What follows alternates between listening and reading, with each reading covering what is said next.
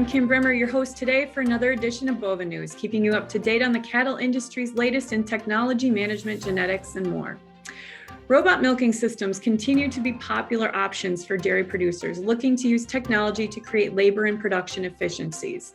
There are a variety of options to accommodate a robotic system, whether it's retrofitting an existing facility or building new. Each venture has its own challenges and acclimation periods. In today's webinar, we'll hear from two producers who have recently added robot milking systems to their operation.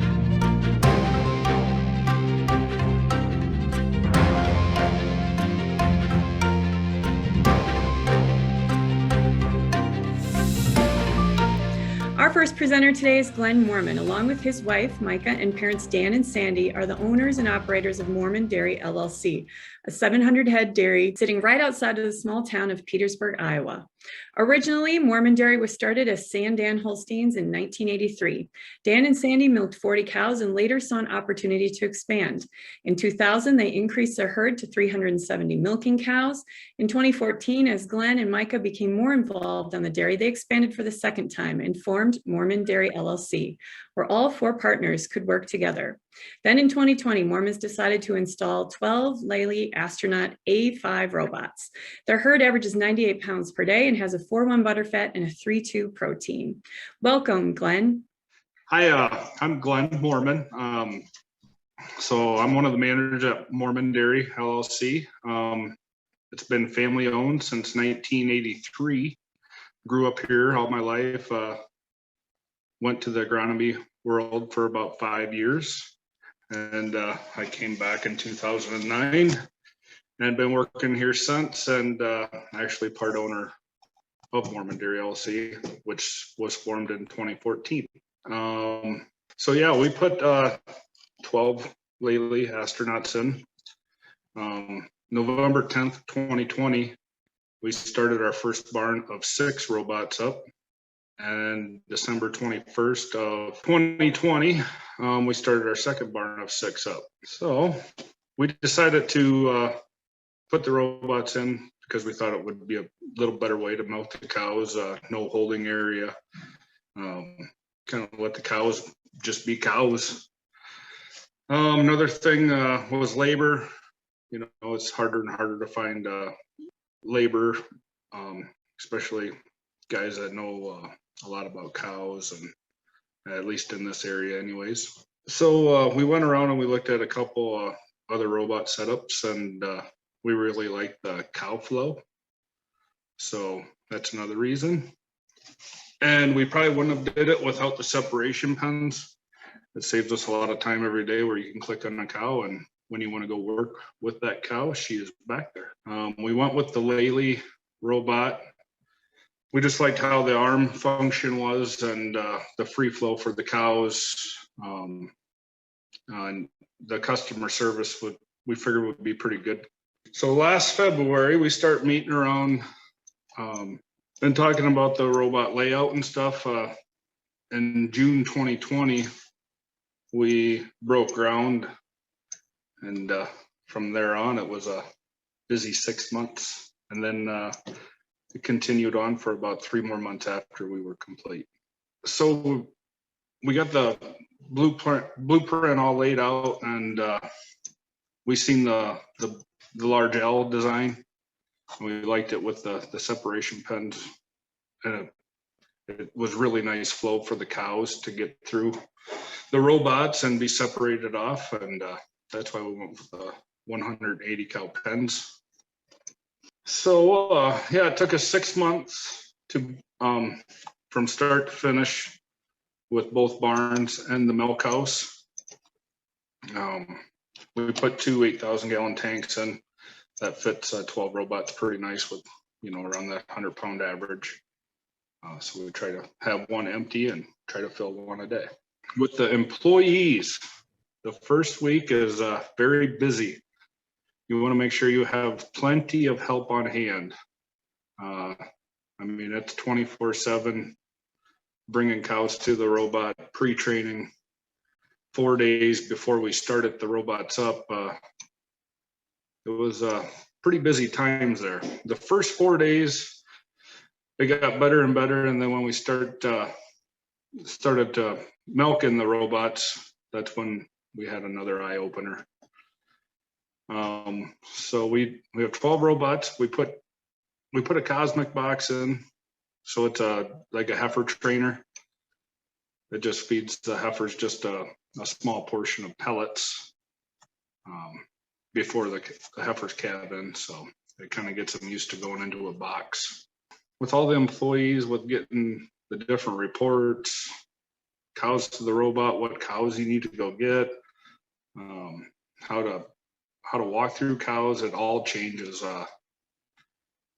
The milk house, I mean, there was it's all computerized now for the robot wash, but in the milk house, it's a manual wash. So it was a eye-opening change. 3 days, 3 weeks, and 3 months. Those are big milestones. After 3 days, the cows really adjust to the robot pretty good, but I think after 3 days, everybody on the farm is pretty tired. 3 weeks, I would say by then you got a large portion of the cows going to the robot themselves. You're still doing a lot of walking, fetching, getting the cows to the robot. And after 3 months, the fetch cows goes down quite a bit. Currently, I mean, it's not so demanding on you. Got to get the cows milked now. At least there's a robot to milk the cows, and we can kind of decide to do other things throughout the day. I mean, we're still quite a bit hands-on with the robots, fine-tuning them and everything yet, but we're starting to get a good routine.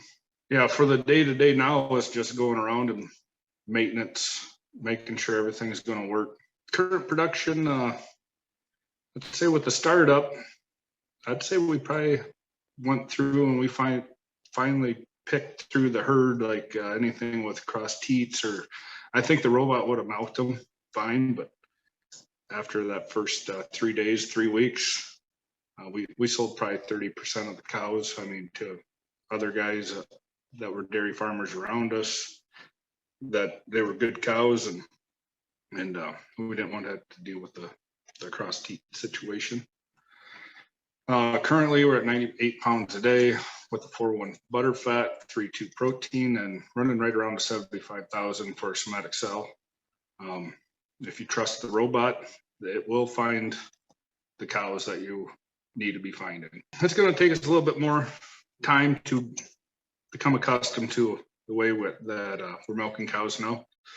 But I think every week we make a change to the robots and it gets better and better. Thank you.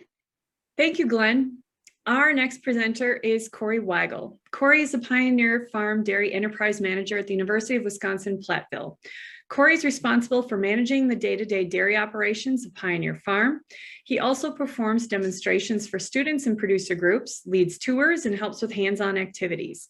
Cory is an instructor for AgSci 2050, the Dairy Cattle Evaluation, and is the coach of the UW-Platteville Dairy Judging Team.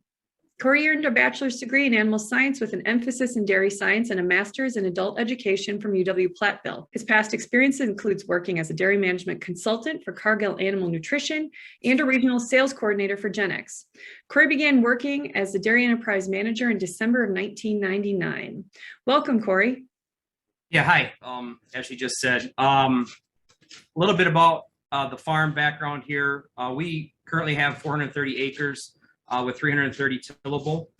We have 3 different types of livestock with dairy, beef, and swine. The dairy itself was built in 2007, the dairy building that we currently have. When that was built, it was built to be half the cows milked through a parlor and then the other half milked through robotic milkers. At about that time, we had purchased 2 Bomatic robots that we installed in 2007. We just had a lot of issues with those robots from the get-go. So as far as using the robots, we only used them for 3 years. So to go back a little bit about the herd, we're currently milking 180 cows. They are registered Holsteins with a few registered Brown Swiss.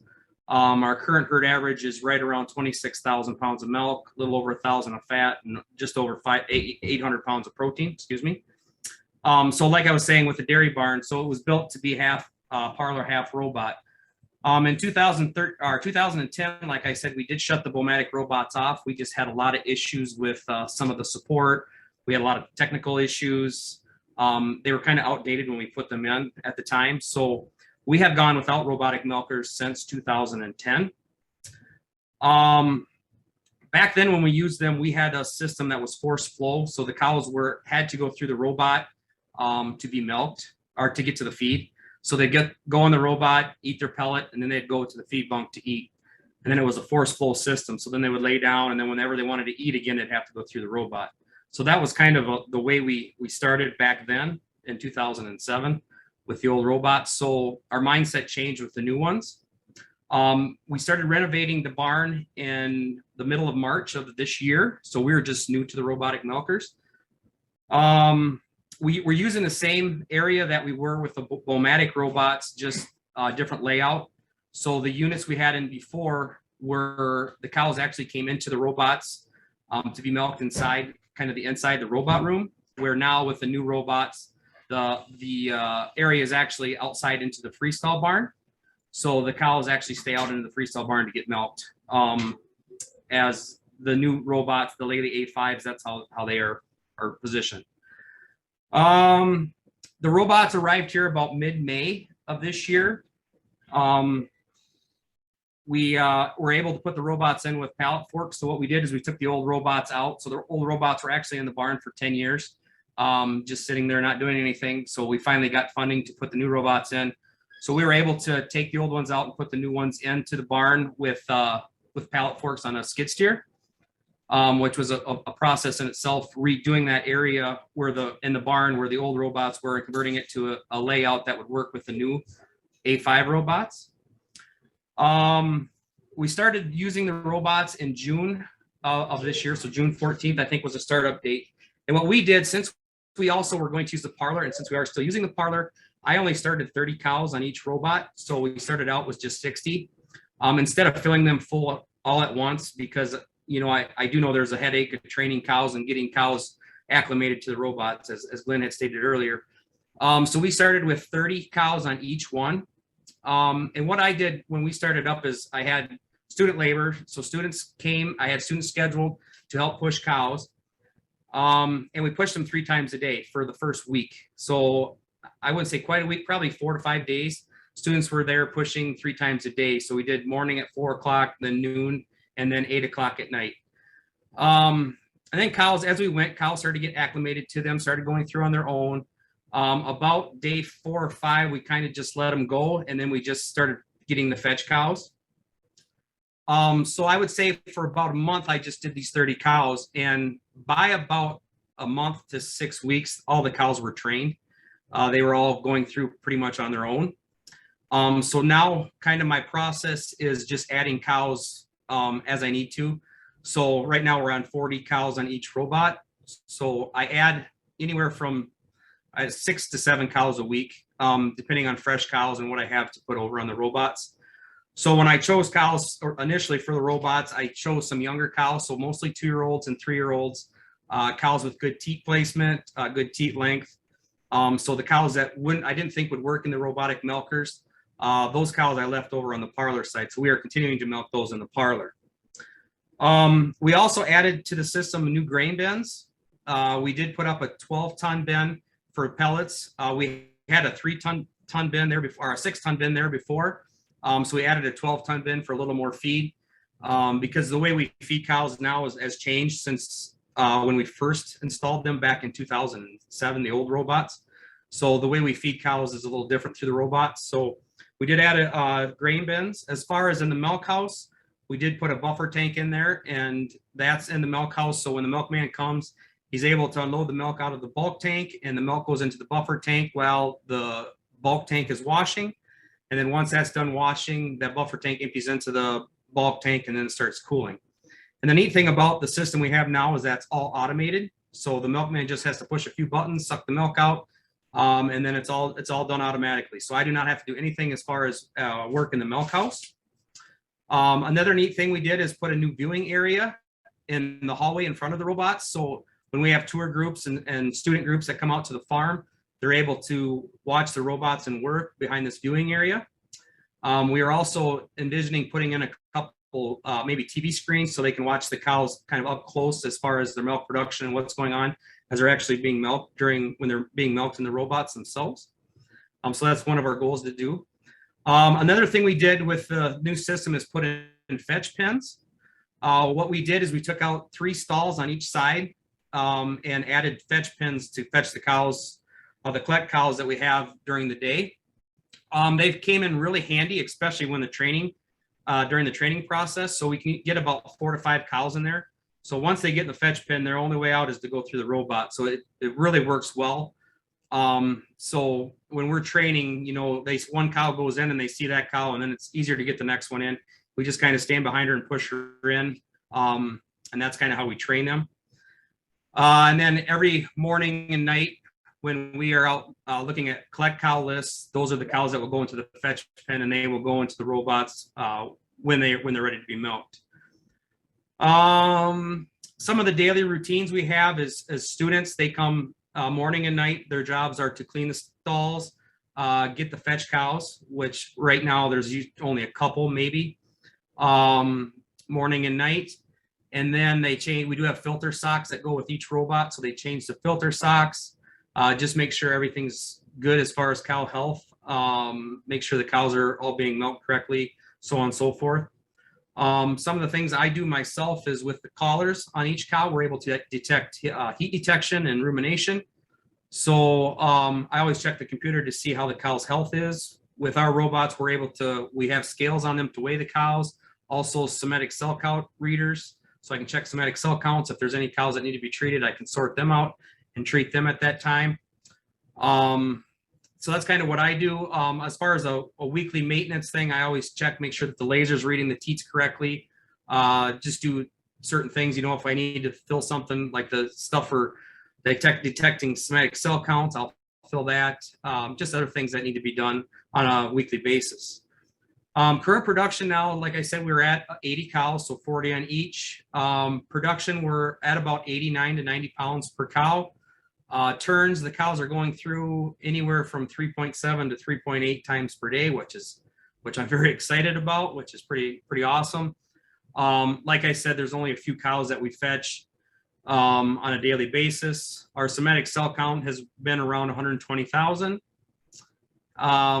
Like I said, I continue to add cows kind of as they calve in, and I have a group of heifers here calving in September. So I'm looking to be full, hopefully by the end of September. But it's nice having a parlor too. So those cows that don't work in the robot, we can always milk over there. So I guess that's pretty much everything.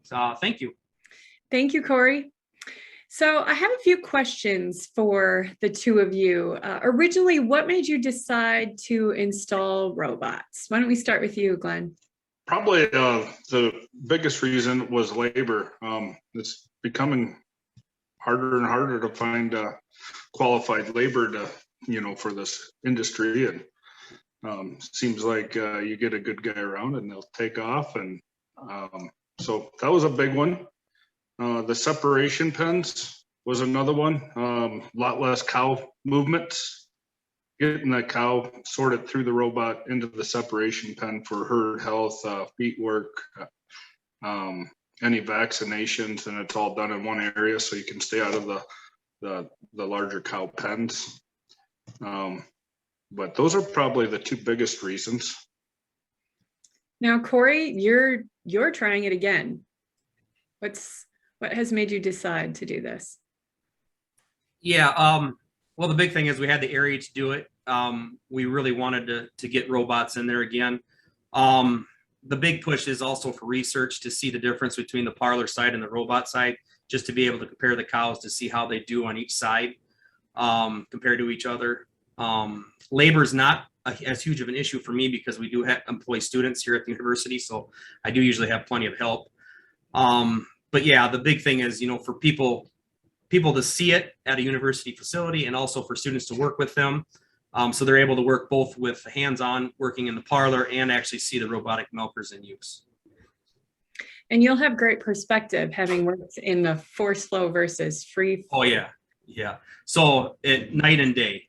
I mean, I was actually worried when we installed the new Leyleys that the cows going through with the free flow, but they go in there. I mean, they're fighting to get in there. So yeah, it's great. So what was the biggest challenge when you first put the robots in, Glenn? Retrofitting into existing buildings. Just figuring out where to lay all the pipes and the plumbing and drain lines, and the stuff that we got buried underneath the ground is pretty amazing. You think you're about halfway done, but you're not even close. And Cory? Same as Glenn. Making that area work with the new robots. I mean, we pretty much had to take everything out. We had to tear up the concrete, find a way to fit them in there. And we also use automatic scrapers in our facility. So to get those automatic scrapers to work while we're doing construction, and to make them work, so they work now with the robots. So it was a lot of concrete work, and a lot of work to do with the retrofit of where we were. Any tips, secrets to getting cows acclimated to the robots? I know that's a concern that a lot of people bring up who are considering robots, are worried about it. What did you find worked best for you? Well, I would say you want to make sure you have plenty of help on hand, because when somebody gets tired and frustrated, that's just not good. So you want to have enough help around there just to help get those cows through, and everybody gets enough sleep. And that's probably one of the biggest keys, is everybody gets sleep. Yeah, that's a great point. I have helped push cows through new robotic systems. So there you go. Utilize your friends as well. Yeah. How about you, Cory? Yeah, I couldn't agree more. Make sure you have plenty of help. Make sure you're ready to push cows, because that first time you have to get a shoulder into them and really push to get them in there. But I'm very surprised at how fast they pick it up. I mean, especially the ones that go right at the pellet right away, they seem to figure it out pretty quick. The ones that kind of put their head down and look around, those are the ones we have to push in a couple times. But more times than not, after 2 or 3 visits, they're pretty good at going in. The first 2 is always a push, pretty good push, and then they start figuring it out. How about a training process? Did you go through anything specific with employees to get them accustomed to the new system, managing cows, going through the data, finding fetch cows, those types of things? So we pre-train cows for like 4 days before we actually start milking into the robots. So we were able to get some of the employees back there and kind of look at some of the buttons on the touch screen and kind of go through some different things with the Leylee dealer, because I'm pretty new to it also, right? So we're all learning here. So that was pretty valuable. Just when the cows left the parlor and they came back to their pens after milking, we'd just run the whole pen through the robot just to pre-train them with the pellets, and also pre-train us. Mm-hmm. And Cory? Same. And I'm pretty new at this. I mean, it's only, like I said, it's only been since June, so I'm still learning. And I have a whole new group of students coming here in the fall, of course, with school starting back up here shortly. So, I was training the kids that were here this summer, what they need to do as far as in the robot room, what they need to look for in the computer, just briefly, but there's so much information and so much to learn on these. And Glenn said, I'm still working on what I need to know on how to use these. So there's just so much to learn. Did either of you go through anything that surprised you, or something that you did not expect, either good or bad? I don't know. There wasn't a lot of real surprising things. It's just a lot of those things you just don't know, right? So you kind of go day to day, and every day's a surprise. Cory? Yeah, I was actually surprised at how quick the cows took to it. How quick some of these cows are training, especially since I used the older version of the robots. Like I said, the newer versions are night and day compared to the old ones. And I'm very surprised at the durability of the units. I mean, I've had some cows kicking pretty hard, and they hold up really well. So I guess my biggest surprise is how quick the cows are really picking up on these new robots. Now, you alluded to it a little bit earlier, just talking through what are some of the things that you use all the data with? Because the robots collect an awful lot of data throughout the day.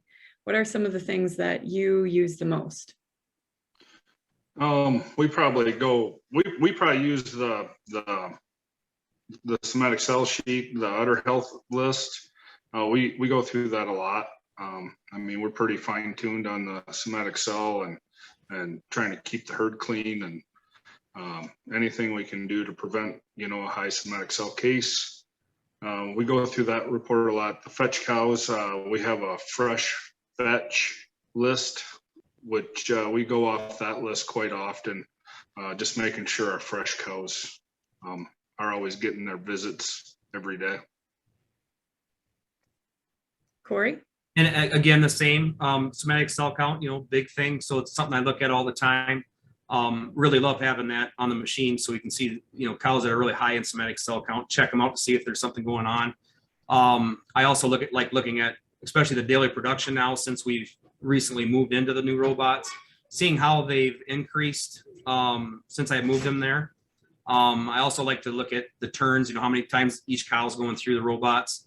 And it's pretty neat seeing some cows going through 5 to 6 times a day. And watching the refusals to watch how many times they're going through and not being milked. So all that stuff is pretty important information that we look at daily. And lastly, if you had to do it all again, what would you do differently? Not be in a situation where you have to do a retrofit. And I was going to say, I wish we could have done it earlier. I mean, that was a long time. We had that area sitting and nothing being done. So it's great that we now have the opportunity to use them again. And boy, I'm pretty excited with what we have and the way things are going. Excellent. Well, my thanks to both of you today for joining us and sharing your invaluable expertise and experience. Don't forget to subscribe to the Bova News channel on YouTube, find our Bova News podcast on your favorite listening platform, or find more information at bovanews.com. Thanks for tuning in with us today. We'll see you next time on another edition of Bova News.